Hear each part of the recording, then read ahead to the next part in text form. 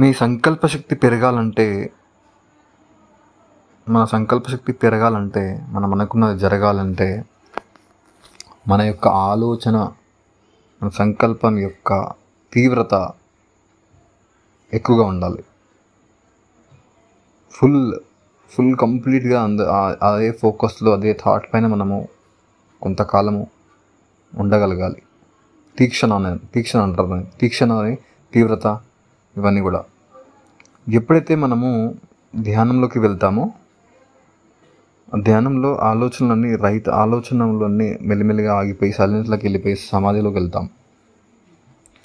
అప్పుడు మనము ఆ సమాధి తర్వాత, ఆ ధారణ తర్వాత మనం ఒక సంకల్పం చేసినట్లయితే అది నెరవేరుతుంది. మరి ధ్యానం ఎలా చేయాలి?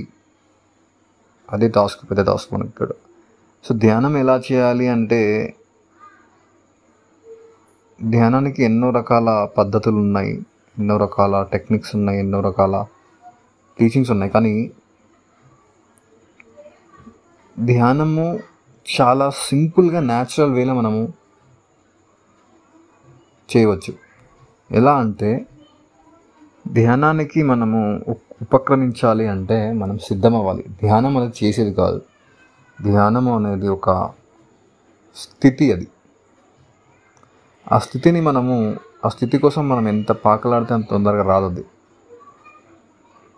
దానికోసం మనం సంసిద్ధం చేసుకోవాలి. దానికోసమే మనం ప్రాణాయామము, టెక్నిక్స్, టీచింగ్స్, తర్వాత రకరకాల టెక్నిక్స్, క్రియాయోగం అని చెప్పేసి, తర్వాత ఆనాపానసతి, శ్వాస మీద ధ్యాస, రకరకాల బ్రీతింగ్ టెక్నిక్స్ ఉన్నాయన్నమాట.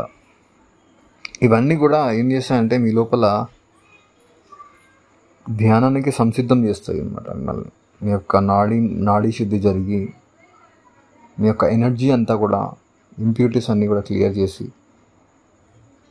మీ ఆలోచనల్ని, మీ యొక్క బాడీని, మీ మైండ్ని ప్యూరిఫై చేస్తుంది. టెక్నిక్స్ ప్యూరిఫై చేసిన తర్వాత అప్పుడు ఆ స్థితిలోకి వెళ్ళడం జరుగుతుంది. దీనికోసము ఇంకొక ఈజియెస్ట్ వే ఏమున్నాయంటే, చాలా రకాల వేస్ ఉన్నాయి, అది మీ యొక్క ఎవరి ఇష్టం వాళ్ళది.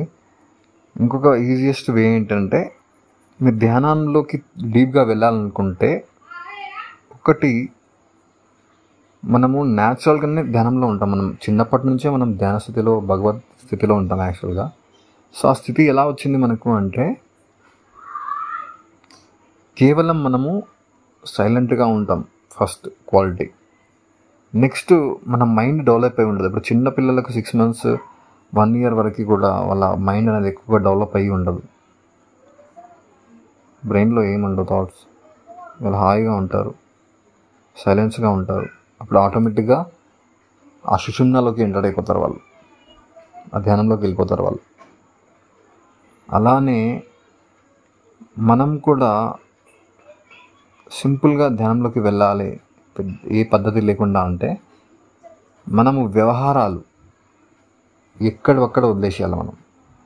మనం జాబ్ చేస్తున్నాం, జాబ్ చేసి ఇంటికి వచ్చిన తర్వాత మళ్ళీ జాబ్ గురించి ఆలోచించకూడదు. ఇంటికి వచ్చిన తర్వాత ఎక్కడి పంచాయతీ ఎక్కడ ఆలోచనలు అక్కడ వదిలేసినాం అనుకోండి, మనము మెడిటేషన్లోకి ఈజీగా వెళ్ళగలుగుతాం. మన మైండ్ని మనము ఎక్కడి విషయాలు అక్కడ వదిలిపెట్టినట్లయితే ధ్యానంలోకి ఈజీగా వెళ్తారు. చాలామంది అవి పట్టుకొని కూర్చుంటారు. ఇంకా ఇంటికి వెళ్ళిన తర్వాత కూడా అవన్నీ ఇంకా మోస్తూ ఉంటారు. ఇలా ఉన్నప్పుడు మీరు మెడిటేషన్ చేయలేరు. మెడిటేషన్లోకి మీరు కూర్చుంటున్నారు అంటే ఇంక అన్నీ వదిలేసేయాలి, అన్నీ పక్కన పెట్టేసేయాలి. అందుకే ధ్యానం తొందరగా ఎవరికి కుదురుతుంది అంటే, ఎవరైతే రిలాక్స్డ్గా ఉంటారో, ఎవరైతే ఏ పంచాయతీని ఎక్కడ ఉన్న పంచాయతీని అక్కడనే, ఎక్కడ ఆలోచనలు అక్కడనే పెట్టేసి వస్తారో, అలాంటి వాళ్ళకి ఈజీగా కుదురుతుంది. చాలా రిలాక్స్డ్గా, కామ్ అండ్ కంపోజ్డ్, సైలెంట్గా వాళ్ళ గురించి, వీళ్ళ గురించి, మూడో వ్యక్తి గురించి మాట్లాడడం. ఒక వ్యక్తితో మాట్లాడేటప్పుడు మూడో వ్యక్తికి రావడం, కామెంట్స్ చేయడం, జడ్జ్మెంట్ చేయడం. సైలెన్స్గా నీ యొక్క ధ్యాసలో నువ్వు ఉన్నట్లయితే, నీ పని మీద ధ్యాస, నీ వరకే, నీ విషయాలు మాత్రమే చర్చించడం, నీ గురించి మాత్రమే ఆలోచించడము,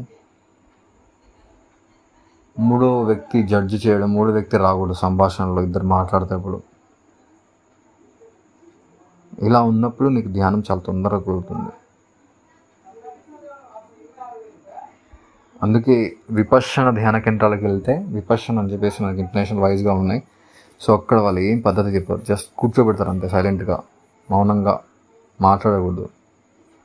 మాట్లాడకపోవడం వల్ల మీరు ఇన్నర్ బీయింగ్కి తొందరగా మీరు కనెక్ట్ అవుతారు అనమాట.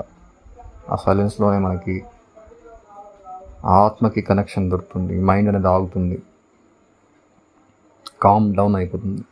మీ మైండ్ ఎప్పుడైతే కామ్ డౌన్ అవుతుందో ఆటోమేటిక్గా మీ యొక్క సహజ శ్వాస సుషుమ్నలోకి మీరు శ్వాస ఎంటర్ అవుతుంది. ఈ సుషుమ్న శ్వాసలోకి ఎంటర్ అవ్వడానికి ఇంకా రకరకాల టెక్నిక్స్ కూడా ఉన్నాయి, రకరకాల బ్రీతింగ్ టెక్నిక్స్ ఉన్నాయి. డైరెక్ట్గా సుషుమ్నలకు కూడా వెళ్ళే టెక్నిక్స్ ఉన్నాయి. సో మీ యొక్క శ్రద్ధ, మీ యొక్క విచక్షణ జ్ఞానాన్ని బట్టి మీరు ఆ యొక్క టెక్నిక్ని మీరు ఎన్నుకుంటారు. కానీ ఇది ఒక రిలాక్స్డ్ స్టేట్లో ఉండడం వల్ల కూడా మీరు వెళ్ళొచ్చు. ఇప్పుడున్న సొసైటీ సమాజంలో మనము స్ట్రెస్లో ఉన్నాం, చాలా మైండ్ డెవలప్ చేసుకున్నాం, చాలా లాజిక్ వేలో ఇంకా ఆలోచిస్తూ ఉన్నాం. How it is possible. అందరికీ ధ్యానం ఎందుకు కూర్చోలేదు అంటే కేవలం ఒకే ఒక కారణం, మనం చాలా వ్యవహారాల్లో ఇన్వాల్వ్ అయి ఉన్నాం.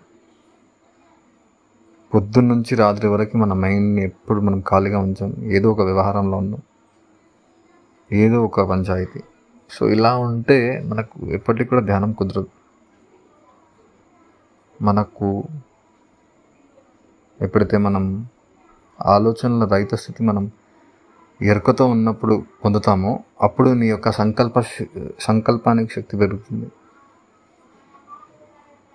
ఎందుకంటే నీకు ఏ ఆలోచన లేని స్థితిలో నువ్వు ఉన్నప్పుడు నీ ఎనర్జీ అనేది బాగా సేవ్ అవుతుంది, నీ ఆలోచన తీవ్రత పెరుగుతుంది. ఆ తీవ్రత పెరిగినప్పుడు నువ్వు సంకల్పించినప్పుడు ఆ ఒక్క థాట్తో ఈ సమాధిలో ఉండి, అందుకే ప్రతి ధ్యాని కూడా సమాధిలోకి వెళ్తారు. తర్వాత ధారణ పెరుగుతుంది వాళ్ళకి, అంటే ఒకే ఏకాగ్రత పెరుగుతుంది, కాన్సన్ట్రేషన్ పెరుగుతుంది. అప్పుడు ఒక ఆలోచన మీద దృష్టి పెట్టినప్పుడు, ఒక పని మీద దృష్టి పెట్టినప్పుడు చాలా పర్ఫెక్ట్గా, చాలా క్రియేటివ్గా చేయగలుగుతారు వాళ్ళు.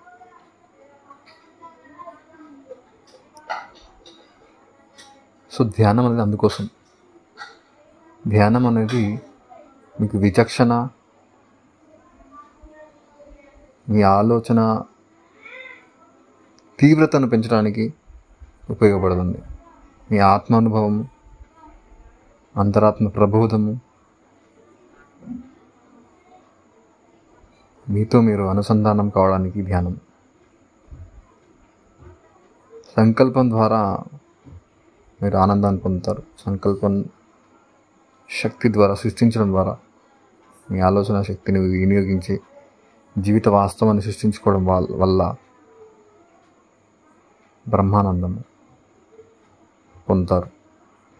ఆత్మానందం మెడిటేషన్లో పొందుతారు. సో ప్రతి ఒక్కరు బ్రహ్మానందం పొందాలంటే మీరు అనుకున్నవి మీరు సాధించాలి. కేవలం ధ్యానం వరకే ఆగకండి. నా యొక్క ఇంటెన్షన్ ఏంటి అంటే ముందుకు వెళ్ళాలని. ఇంకా ధ్యానం చేసేవాళ్ళు చాలామంది ఉన్నారు, ధ్యానం నుంచి మీరు ముందుకు వెళ్ళాలి. కానీ చాలామంది ధ్యానంలోకి కూడా రాని వాళ్ళు చాలామంది ఉన్నారు. ధ్యానం కూడా కొంతమంది ధ్యానం చేస్తున్నామనే భ్రమలో ఉన్నారు చాలామంది. ధ్యానం అనేది చేసేది కాదు, ధ్యానం అనేది ఒక స్థితి, దాన్ని వెంబడిస్తే రాదు. అది ధ్యానం కోసం మనం సిద్ధం చేసుకోవాలి మన బాడీని, మన మైండ్ని, అంతే. అది ఎప్పుడైనా అలాగ వెళ్ళిపోతుంది. ఆలోచన రహిత స్థితి కోసం మనం ప్రాక్టీస్ చేస్తున్నాం. ఎంతసేపు కూర్చుంటే కొద్దిసేపు మాత్రమే ఆలోచనలన్నీ ఆగుతాయి. దీనికి ఆలోచనలకి శ్వాసకు చాలా సంబంధం ఉంది. అందుకే శ్వాస మీదనే ఉంటాయి అన్నీ కూడా, టెక్నిక్స్ అన్నీ కూడా. కాబట్టి ప్రతిదీ కూడా మీరు తెలుసుకొని ఫాలో చేయాలి. ఎందుకంటే ఇలాగా చాలామంది భ్రమల్లో బతికే వాళ్ళు చాలామంది ఉన్నారు. ధ్యానం చేస్తున్నామనే భ్రమల్లో చాలామంది ఉన్నారు. నిద్రపోతూ ఏం చేయకుండా, ఏ ప్రాణాయామం చేయకుండా, ఏ టెక్నిక్ లేకుండా స్ట్రెస్ పెట్టుకొని మైండ్ అంతా రన్నింగ్లో పెట్టుకొని అలా కూర్చుంటారు చాలామంది. అట్లా కూర్చుంటే మీకు ఎన్ని రోజులు కూర్చున్నా, ఎన్ని అవర్స్ కూర్చున్నా మీకు ఏం అవ్వదు, జస్ట్ రిలాక్స్ అవుతారు అంతే తప్ప మీరు ఆలోచన రహిత స్థితికి వెళ్ళరు. ఆలోచన రహిత స్థితికి వెళ్ళాలి అంటే కంప్లీట్గా ఒక స్ట్రెస్ పోవాలి, మైండ్ మీరు రిలాక్స్డ్గా ఉండాలి, మీరు ఎక్కడికక్కడ వదిలేసేయాలి,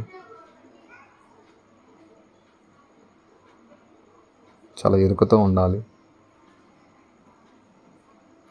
శ్వాసను పట్టుకోవాలి, సుషుమ్నాలోకి ఎలాగ ఎంటర్ చేయాలని, ఎలాగ దాన్ని నడిపించాలని కూడా తెలుసుకోవాలి. రకరకాల పద్ధతులు ఉన్నాయి. సో మీకు ఇలాంటి సబ్జెక్ట్ కావాలనుకుంటే కాంటాక్ట్ చేయండి నన్ను, ఎందుకంటే చాలా విషయాలు తెలుసుకొని ఉన్నాను ఆల్రెడీ. మీకు మేనిఫెస్టేషన్, మెడిటేషన్, హీలింగ్, ఇవన్నీ రకరకాల టెక్నిక్స్, టీచింగ్స్ అనేవి నా దగ్గర ఉన్నాయి. ఓన్లీ పెయిడ్ క్లాసెస్ మాత్రమే చేస్తున్నాను. ఎవరికైనా ఇంట్రెస్టెడ్గా ఉంటే మీరు కాంటాక్ట్ చేయండి. Thank you so much.